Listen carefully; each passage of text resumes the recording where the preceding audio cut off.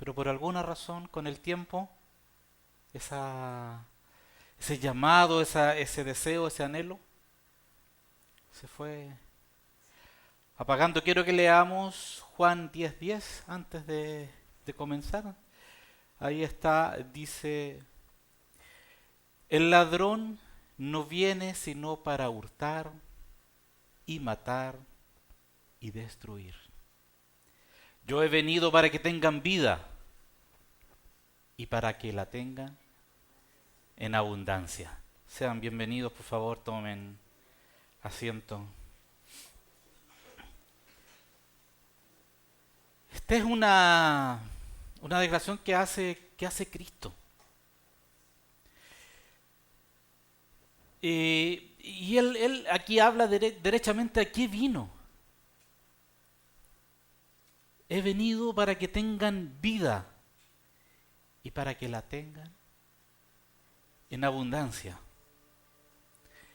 Y muchas veces, por distintas razones, no comprendemos y creemos que cuando Él dice vida en abundancia se refiere a tener cosas abundantes. Pero Él está hablando de tener vida. Que disfrutemos la vida. Que aprovechemos lo que Él ha puesto en nuestras manos. Que nos gocemos de la vida. Y no solo va a ser en esta vida, sino también en la venidera. Pero Él, antes de hacer esta declaración, antes de decirnos esto de la vida, Él dice, el ladrón no viene para hurtar el ladrón no viene sino para hurtar y matar y destruir. Es adicional, no son cosas por separado. El asunto es que muchas veces nosotros pensamos cuando escuchamos esto de a qué vino el ladrón, cuando se refiere al enemigo, cuando se refiere a Satanás, estamos acostumbrados a ver estas grandes producciones, películas, y pensamos que es un escenario catastrófico, de guerra, de muertes, pero no siempre es así como funciona este escenario.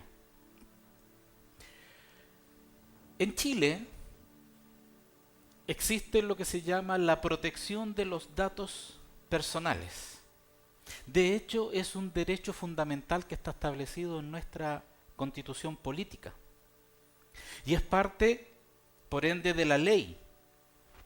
Lo anterior obliga a las empresas a tomar todos los medios, todos los mecanismos, todos los procesos que garanticen, ¿cierto?, la protección y el adecuado uso de los datos personales que ustedes, digamos, de cada uno de nosotros. Eso está cubierto por la ley. Sin embargo, usted seguramente se ha dado cuenta que igual le llegan promociones, que igual lo llaman para ofrecerle cosas. Yo no sé, ¿y de dónde sacaron mis datos? Hace poco salió publicada una nueva ley que habla de los números 600 y los números 809, que cuando uno lo llama al celular, para que uno entienda que lo están llamando para ofrecerles algo y así disminuir el asunto de las estafas. Pero siguen sin responder esa pregunta. ¿Cómo obtuvieron mis datos? Y básicamente existen dos formas de obtener sus datos. La primera de ellas tiene que ver cuando usted acepta ¿se ha fijado? Estos programas de beneficios, puntos, descuentos especiales, socio y cuánta cosa. ¿Usted tiene descuento por ser socio o no? Dígame su RUT y le piden una serie de datos. Y todos esos programas traen consigo, ¿cierto?, un contrato, un reglamento, condiciones. Y dentro de todas esas cientos de hojas que ahí aparecen, viene un apartado del uso de datos personales. Que seamos sinceros, nadie lee. Usted acepta. Acepta porque quiere acumular millas, porque quiere acumular puntos, porque quiere acumular dólares, lo que sea. Termina aceptando, pero usted está cediendo. Es una forma muy sutil de obtener su información. No nos damos ni cuenta.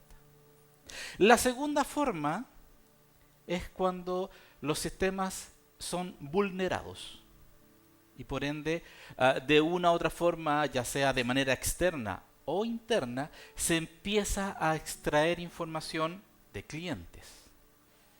Y fíjese que esta segunda forma también tiene la característica de que se hace de forma muy sigilosa. Uno a veces cree, también porque ve películas, que cuando una vez que logran entrar y logran hackear un sistema, ¡boom!, se roban todo. Y en una hora ya tienen toda la información. No, eso no funciona así.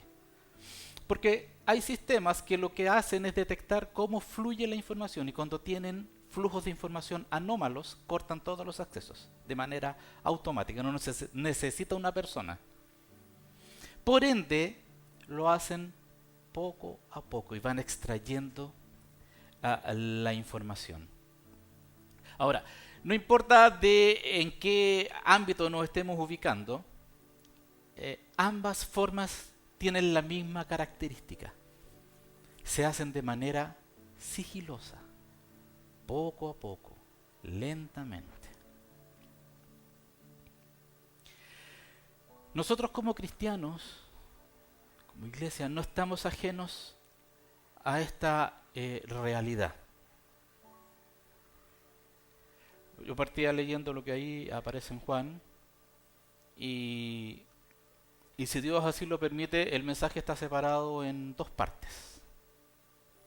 En la primera parte quiero abordar este punto de cómo el enemigo va atacando de forma muy sigilosa, poco a poco, muy lento, ¿no?, para robar, hurtar, para matar. Porque sin duda Dios quiere darnos vida. Y no solo vida, sino que vida en abundancia. Y me quiero enfocar en esta primera parte. Y como les decía, aquí el problema es que normalmente nos imaginamos escenarios catastróficos de destrucción. Sin embargo, el enemigo usa estas tácticas sutiles, lentas, poco a poco. Y usted podrá decir, pero yo soy cristiano. Yo creo en Cristo. He recibido a Dios en mi corazón. Dios me protege. Sin embargo, hay ciertas cosas en nuestras vidas que nos terminan robando la paz, el gozo, el amor por otros. Cuando veíamos el video decía, Él vino a amar, nosotros también debiésemos amar. Él vino a sanar, nosotros también debiésemos sanar. Y esto va poco a poco robándole esa vida en abundancia que está en esa promesa que Cristo hace. Y una de las maneras en que Satanás hace esto para atacar el corazón de nosotros es por medio de sembrar las envidias. La envidia y el celo, la ambición propia. Ese es el tema con el cual el día de hoy quiero comenzar. Y si bien a lo mejor usted me dice, bueno, yo no soy ambicioso, yo no soy envidioso, no tengo envidia, no siento celo. Está bien, no hay problema, no hay juicio. No vine con el objeto de hacer juicio, un juicio de valor. Pero creo que todos hemos pasado, algunos podemos estar pasando, y otros podrían pasar en el futuro por estos momentos. Así que es bueno dividir esto y partir por esta parte, y la próxima semana concluimos la segunda parte de lo que Cristo está diciendo, ¿cierto? Tomando esta primera lección que tiene que ver con la envidia y con los celos. Padre amado, mi Dios y mi Señor, como siempre, te agradecemos el tener la oportunidad de reunirnos, de escuchar de tu palabra y te pedimos, Dios, que tú prepares nuestros corazones y que me utilices para poder transmitir el sentir y lo que tú quieres para tu pueblo. En tu poderoso nombre, Cristo amado, si lo pedimos. Amén y amén. El celo y la envidia no son lo mismo, son cosas distintas. La definición dice que la envidia es desear algo que otro tiene, mientras que los celos son el miedo a perder algo que ya se tiene a causa de un tercero. La envidia se enfoca en el anhelo por las cualidades, posesiones o suerte del otro y se relaciona con un sentimiento de no tener suficiente. Por otro lado, los celos surgen como una amenaza percibida a una relación o a una posesión importante, generando sentimientos de miedo, sospecha y desconfianza por una eventual pérdida.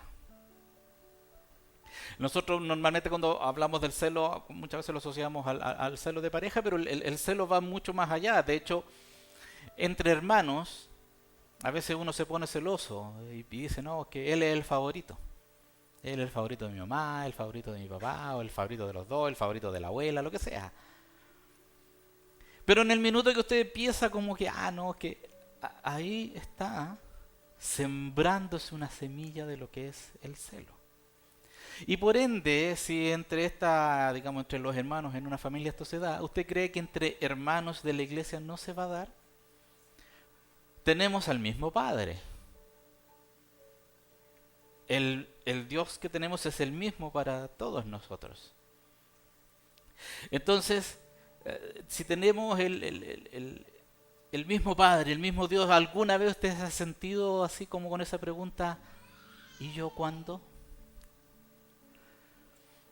¿Alguna vez ha sentido el deseo, el anhelo, o ha orado por algo y usted ve que Dios se manifiesta en ese algo, pero en un hermano? ¿Y usted, y yo cuándo? Se está sembrando una pequeña semilla. Por eso les digo, esto funciona de manera muy sutil. Va muy lento. No importa si lo que usted o lo que usted pidió, lo que usted estaba orando, o lo que usted estaba soñando es algo pequeño o es grande. El punto es que cuando el celo o la envidia entran en el corazón, comenzamos a podrirnos por dentro lentamente. No es algo que usted se sembró y ¡paf! Listo, inmediatamente no, esto va muy lento, es muy sutil. Es un verdadero cáncer al alma, ¿cierto? Que nos va consumiendo y lo peor de todo, sin levantar alertas. Otra vez, no quiero hacer juicio, porque de una u otra forma yo creo que todos hemos pasado por este tipo de situaciones, ¿no? El asunto es qué podemos hacer, cómo lo abordamos, cómo me doy cuenta. Y Santiago escribe sobre esto. Y Santiago nos hace una advertencia sobre esto. Quiero ir a Santiago 3, versículo 13 al 16. Dice, si ustedes son sabios y entienden los caminos de Dios, demuéstrenlo viviendo una vida honesta y haciendo buenas acciones con la humildad que proviene de la sabiduría. Pero si tienen envidias amargas y ambiciones egoístas en el corazón, no encubran la verdad con jactancias y mentiras. Pues la envidia y el egoísmo no forman parte de la sabiduría que proviene de Dios. Dichas cosas son terrenales, puramente humanas y demoníacas. Pues donde hay envidias y ambiciones egoístas, también habrá desorden y toda clase de maldad. Santiago lo está advirtiendo y está diciendo, ojo, las envidias, las ambiciones egoístas, el celo, no es algo que viene del Señor. Y Él lo dice, es algo terrenal, puramente humano y demoníaco. ¿Por qué hace esa referencia? Porque, insisto, el enemigo es una forma que hace entrar en nosotros y que va lentamente. Y por eso que después, cuando ocurre esto, viene el desorden y toda clase de maldad. O sea, lo que está ocurriendo aquí, cuando se siembra, es que se le empieza a usted a quitar ese gozo por la vida. Y cuando usted empieza a perder el gozo por la vida, entonces deja de vivir una vida, y una vida de abundancia. Por eso que es importante partir aquí, antes de llegar a este otro aspecto de cosas que tenemos que considerar para empezar a vivir esta vida que se nos dice. Y voy a considerar algunos aspectos. Uno, si usted no conoce toda la historia, no se compare. ¿Qué quiero decir con esto? Imagínese que usted ve a una persona, a quien sea, a su prójimo, un hermano de la iglesia, un familiar, su vecino, compañero de trabajo, o como hoy día dicen algunos chicos por ahí, a lo mejor vio a su archienemigo. Imagínese, póngase en esa situación hipotética un segundo. Visualícelo en su mente, téngalo ahí en su mente. Y ahora a esta persona a que con usted se está focalizando, usted ve que a él le está yendo bien y a usted no. Eso abre la puerta hacia el celo o la envidia. Pero el asunto es que tú no conoces toda la historia de esa persona.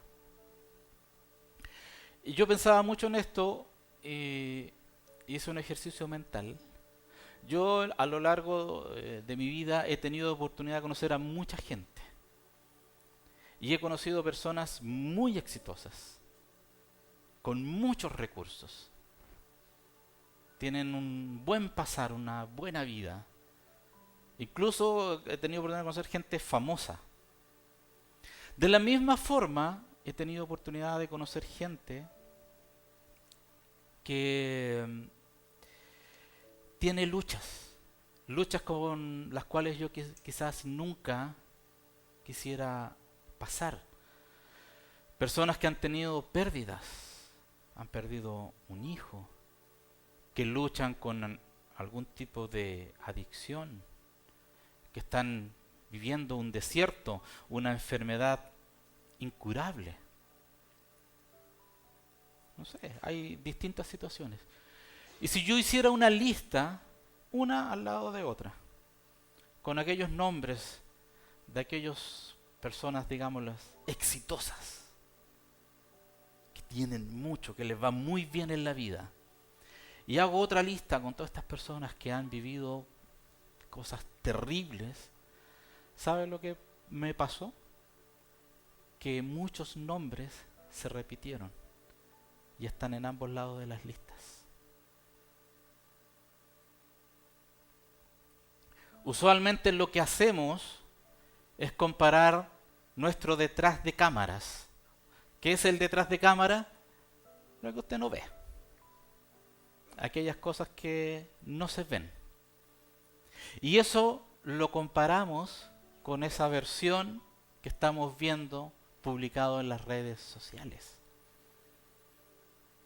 O en una imagen que se proyecta de la persona. Pero, a ver, puede que hayan excepciones, pero ¿quién publica lo mal que lo está pasando? ¿Quién sube una historia con lo terrible? Estoy en quiebra, tengo deudas, perdí esto, tengo una... Eso normalmente no se publica. Entonces usted está comparando, insisto, su detrás de cámara, su historia de lo que usted está viviendo con lo mejor que está al otro lado, pero eso que uno ve, y Santiago lo dice, seamos sabios. ¿Por qué? Porque no es sabio comparar nuestro detrás de cámara con lo mejor si yo no conozco toda la historia de la otra persona. Hay personas que están pasando por luchas que no conocemos, pero que si las conociéramos, no querríamos cambiar nuestras vidas por la vida de esa persona. Si vieras su detrás de cámara, quizás verías cargas que tú no estás dispuesto a cargar. A veces nosotros vemos series, nos gusta ver series en la casa y es un personaje, sí, ficticio, pero él mostraba una imagen de una persona, era bien pesado, bien arrogante, ¿cierto? Y lo único que quería era avanzar en la vida y lograr puestos. Y eso generaba en otros la persona, pero resulta que su...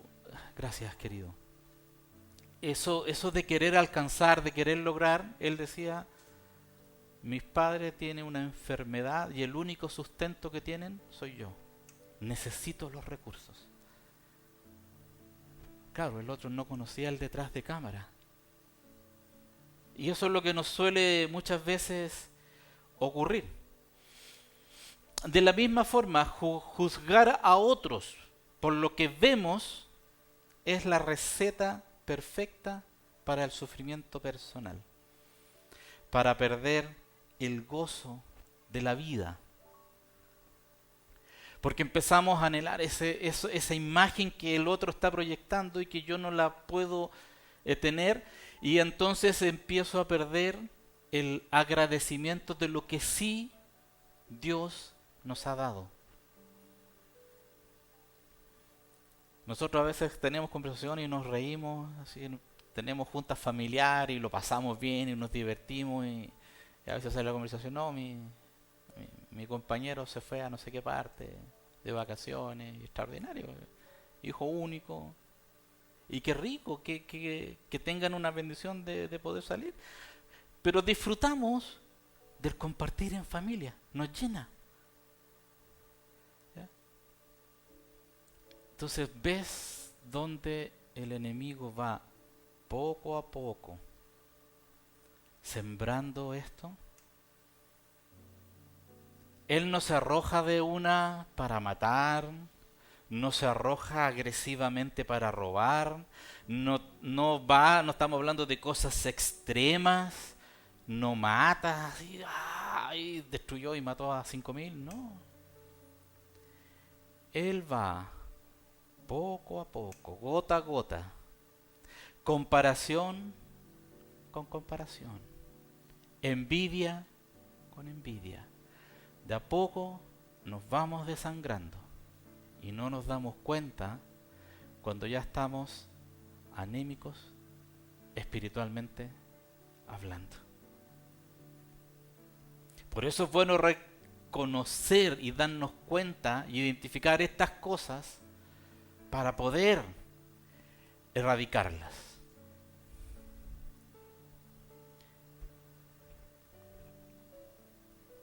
Ahora, no quiero que nos confundamos. No quiero que usted se quede con la idea de ser conformista. Esto me tocó y con esto me quedo. No, por favor. No se trata de eso. Porque sí es importante tener sueños. Sí es importante tener desafíos. Pero estos tienen que estar dentro de un contexto espiritualmente correcto. Y esto me lleva al segundo punto. Porque dijimos, si no conoces la historia, no te compares. Pero si conoces la historia, sueña. Diana nos comentaba, ¿cierto? Nuestros pastores están disfrutando un tiempo en una conferencia en Camino de Vida, una iglesia muy linda. La verdad es que ese trabajo que se hace ahí se disfruta, uno es fuertemente ministrado, ¿cierto? Es una conferencia muy, muy linda. Y la iglesia, la verdad, el todo de la iglesia es bonita. La verdad, ¿sabe qué? Es una experiencia maravillosa. Yo he tenido oportunidad de visitarlos. Y ya en varias oportunidades. Recuerdo cuando fuimos la primera vez, ¿no? Nos recibieron una persona, un pastor que nos fue guiando, nos mostró la iglesia. Fuimos, recuerdo, a un espacio que ellos tienen para damas, un lugar donde son restauradas muchas chicas. Tuvimos la oportunidad de estar ahí en la ceremonia donde estas niñas terminaban su proceso de restauración. Y vimos las instalaciones hermosas, hermosas, unas habitaciones de lujo, unas camas muy lindas, muy cómodas, espacios de estudio, eh, en medio de un parque. Era hermoso. Después fuimos a la iglesia. Y bueno, usted tiene y hay una playa de estacionamiento para que usted deje su vehículo ahí con calma. Después usted entra, ¿cierto? Está la entrada, están las oficinas donde a usted le dan la bienvenida y llega a un patio interior, un patio techado, hay una cafetería, hay un lugar donde venden libros, también venden productos de ellos. Está la sala de los niños. En el segundo piso hay un estudio de grabación, donde tienen un set de televisión, donde ellos graban mensajes que aparecen en televisión. Tienen un estudio de grabación también para ellos producen sus propios discos. Y después usted entra, hay un portón, y entra a un coliseo. Capacidad aproximada a 1200 personas. Galerías, tres naves de sillas, tres pantallas LED gigantes, un sonido espectacular, un juego de luces, todo lo que ellos ahí manejan. Tuvimos oportunidad después de ir a la sala de transmisión. Y tienen ahí, son como un set de televisión, ¿sí? Son como 24 televisores que muestran todas las tomas de las cámaras que ellos tienen. Y un director que va diciendo qué tiro de cámara quiere que salga para la transmisión. Y yo pensaba en mis 2 metros cuadrados. Hermoso. Pero siempre recuerdo un sentir que tuve en mi corazón cuando entramos. Porque tomando la palabra y en ese primer sentir fue sueña. Sueña. Porque yo conocía la historia detrás de Camino de Vida. Cómo partió el pastor Barriger. Cómo él parte como un misionero, ¿cierto? En el medio del Amazonas, en Perú. Donde a él le habían enseñado que tenía que recibir todo lo que le ofrecieran y él sufría del estómago y tuvo que comer y no paró, no soportó, pero entendía. Y cómo había hambre y cómo él empezó poco a poco irse de los Estados Unidos con sus hijos chicos como misionero. Y fíjense que una de las cosas que a ellos les pasa mucho y que ellos tienen que escuchar mucho de muchas personas que los visitan es: pues, re fácil hacer esto con toda esta gente. Es súper fácil hacer esto con todos estos recursos. ¿De qué está hablando eso? De la envidia, del celo. Porque no conocen. ¿Sabe qué? Camino de Vida, yo en la última visita, ellos hicieron una campaña de alimentos para llevar a la zona norte. Hubo un problema y juntaron alrededor de 2-3 toneladas de alimentos que no tenían cómo transportarlas. Hicieron un convenio con la Fuerza Aérea les facilitó el transporte. La Fuerza Aérea tomó, imagínense, 2 toneladas de alimentos. Llegaron al lugar, los mismos militares lo bajaron y se lo dejaron a la población. Y hasta el día de hoy esa gente cree que fue la Fuerza Aérea la que les donó. Porque a ellos no les importa que su nombre figure. A ellos les importan las personas.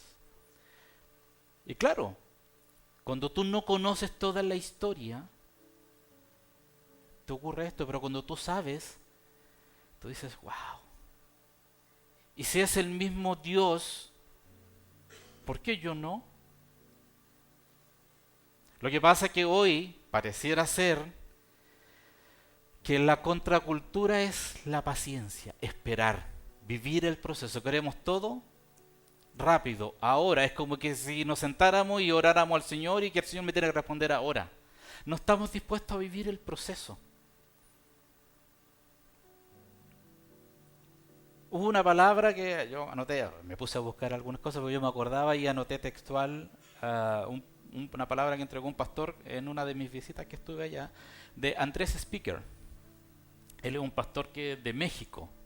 Y él cuenta que en una oportunidad una persona se le acercó y le dijo, ¿cómo es esto de que el Señor siempre escucha nuestras oraciones? Eso de que si tú pides se te dará. Y entonces, cuando no tienes lo que pides, te dicen, es que no pediste de la forma adecuada. No pediste lo correcto. Cuando él se vio confrontado a esto, él de manera muy tranquila y muy sabia le responde, Dios sí escucha nuestras oraciones. Y es cierto que en ocasiones es nuestro espíritu el que clama a Dios de la forma correcta. Es cierto que en ocasiones el Señor quiere que tú pidas lo que es correcto, pero Él siempre escucha tus oraciones. Es más, Él siempre responde tus oraciones. A veces te da aquello que estás pidiendo. En otras ocasiones te da la gracia suficiente para que vivas sin aquello que estás pidiendo. Y esto a mí me hizo mucho sentido en un tiempo que estuve sin trabajo.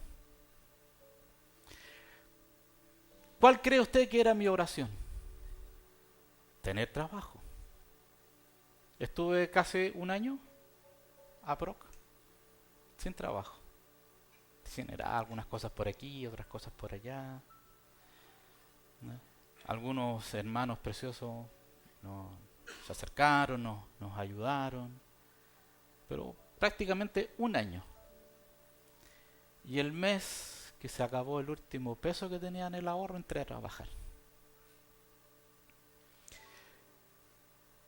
Y yo siempre pedía y pensaba mucho en esto, porque siempre mi petición era, que necesito entrar a trabajar. Es más, en algún minuto me dicen, tengo un trabajo, pero por temas administrativos se demoró como 2 meses en oficializarse. Pero nunca tuvimos necesidad. Por alguna razón, siempre nosotros decíamos, wow, y le dábamos gracias al Señor, y yo pensaba, Dios sí respondió mi oración. Quizás no era el trabajo al principio, pero sí me dio la gracia suficiente para vivir sin ese trabajo, sin esa fuente de ingreso. Dios sí responde nuestras oraciones, porque la vida no se trata de aquellas cosas que queremos al final del día. Eso no es vida. El dinero que necesitas, la sanidad que necesitas, la oportunidad que necesitas. Porque sabe que si se tratara de eso, Jesús nos hubiese dicho que pensáramos en Salomón y que fuéramos como Salomón. Pero él dice, vean los lirios del campo y los pájaros del cielo, que ellos no se preocupan porque confían en el Padre. Entonces esa es una forma de vivir.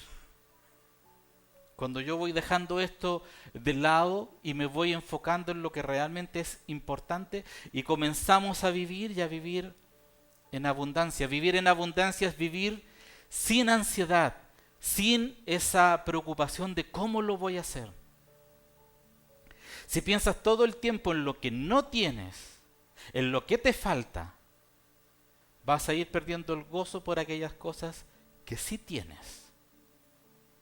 entonces el enemigo comienza a ganar. Él está destruyendo tu vida poco a poco. En algunos de estos casos esto llega a ser extremo, pues destruye matrimonios, destruye salud, te roba la salud. ¿Cómo así?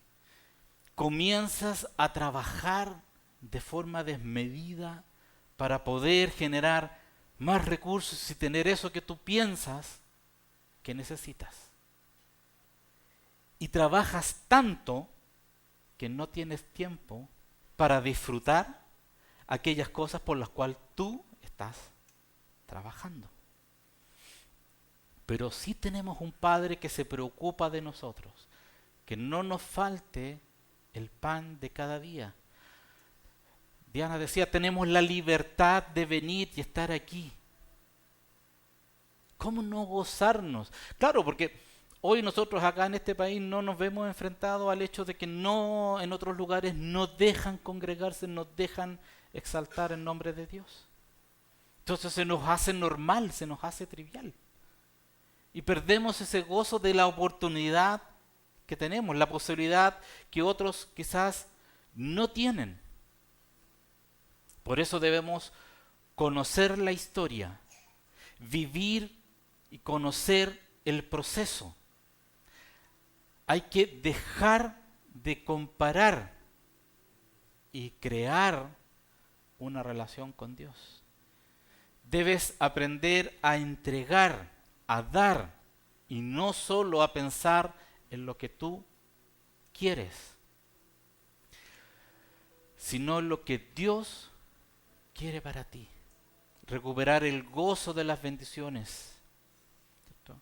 Recuperar el sueño de aquello que Dios tiene para nosotros. A veces queremos una casa nueva o una casa, pero por las razones equivocadas. Y Dios te dice, déjame trabajar tu corazón antes de darte esa casa con la que estás soñando. Déjame solucionar tu problema. Necesito usar eso para trabajar tu corazón. ¿Por qué?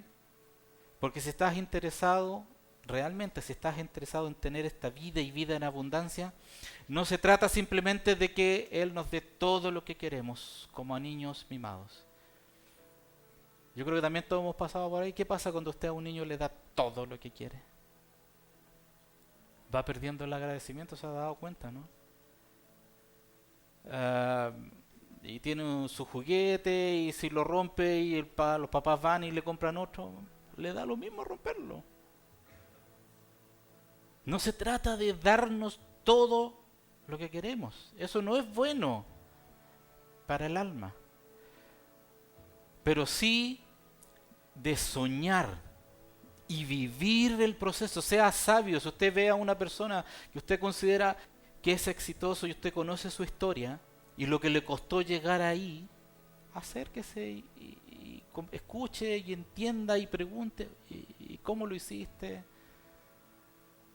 Hace un tiempo una persona se acercó, me dijo, me gustaría conversar contigo porque me gustaría saber cómo lo hiciste para estar 11 meses y medio sin trabajo. Estoy viviendo una situación compleja y yo recuerdo que siempre te veía y te veía bien, no te veía... O sea, él no estaba pidiendo, quiero salir de esta necesidad. ¿Qué estaba pidiendo? Y eso yo lo encontré súper sabio.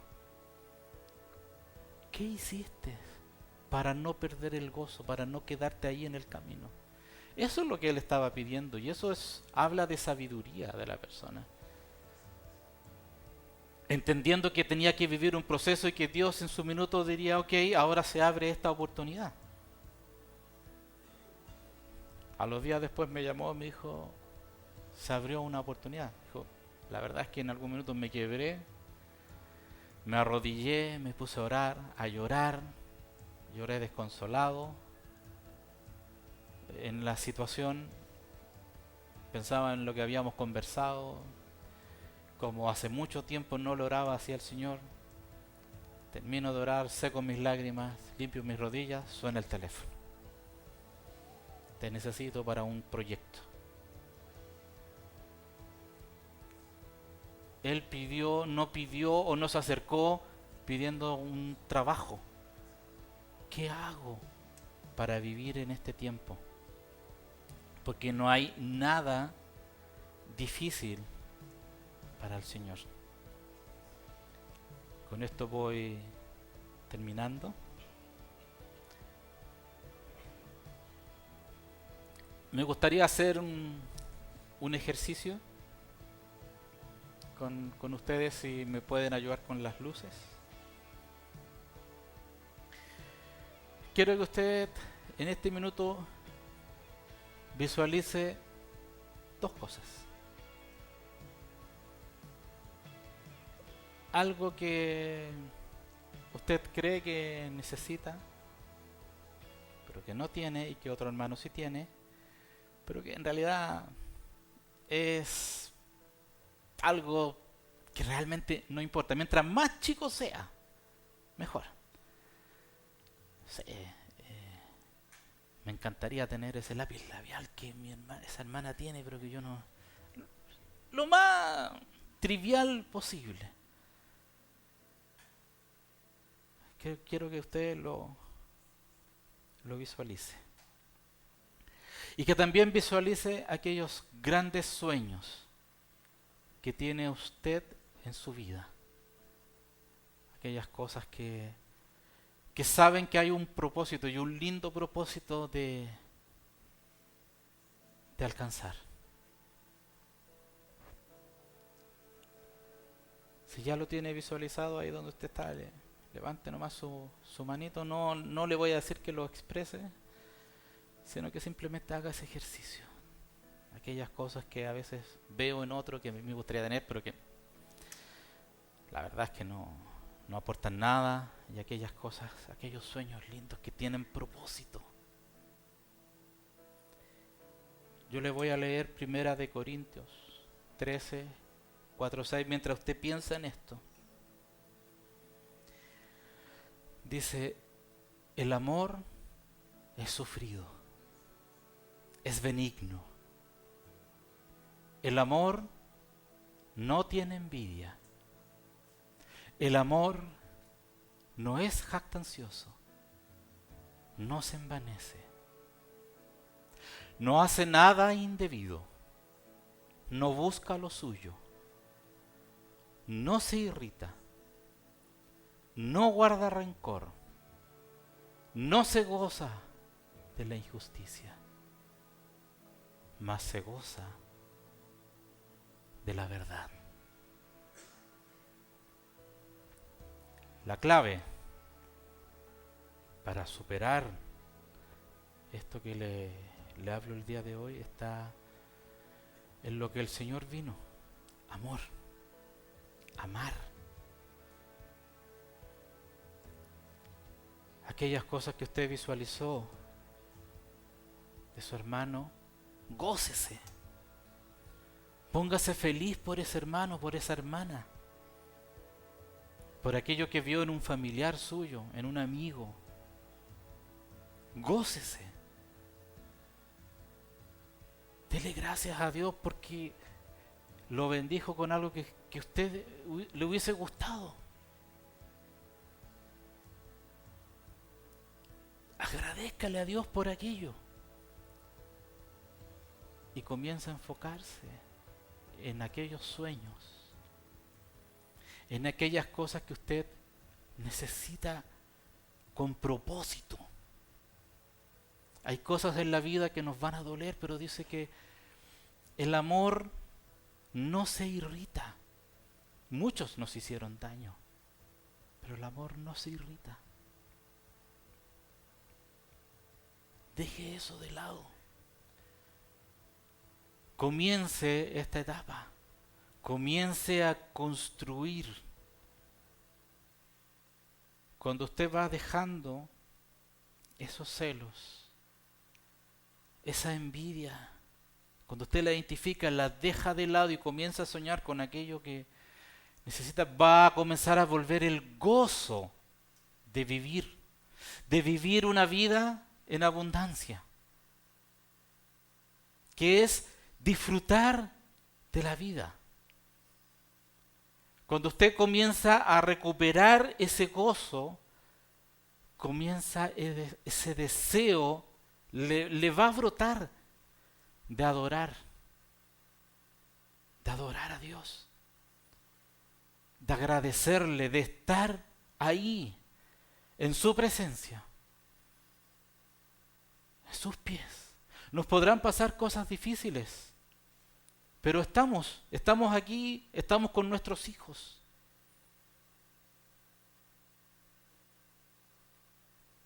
Yo le decía, el mensaje está dividido en dos partes. Esta semana usted va a trabajar en esto, en identificar, en soltar, en perdonar, en pedir perdón, acercarse al Señor y adorar. La próxima semana, si Dios así lo permite, nos vamos a concentrar en cómo escuchar esa voz de Dios,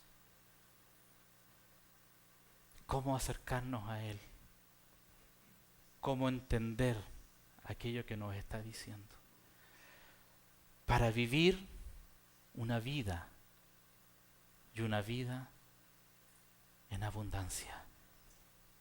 Padre amado, te damos gracias, Señor, en este tiempo. Te pedimos, Dios, que tú permitas explorar nuestro corazón, identificar aquellas cosas que nos están alejando de ti y del gozo de la vida. Aquello que ha impedido que yo levante adoración y oración a ti, Padre Santo. Que yo me levante cuando tengo una alabanza, Señor, y me postre ante ti, Padre Santo.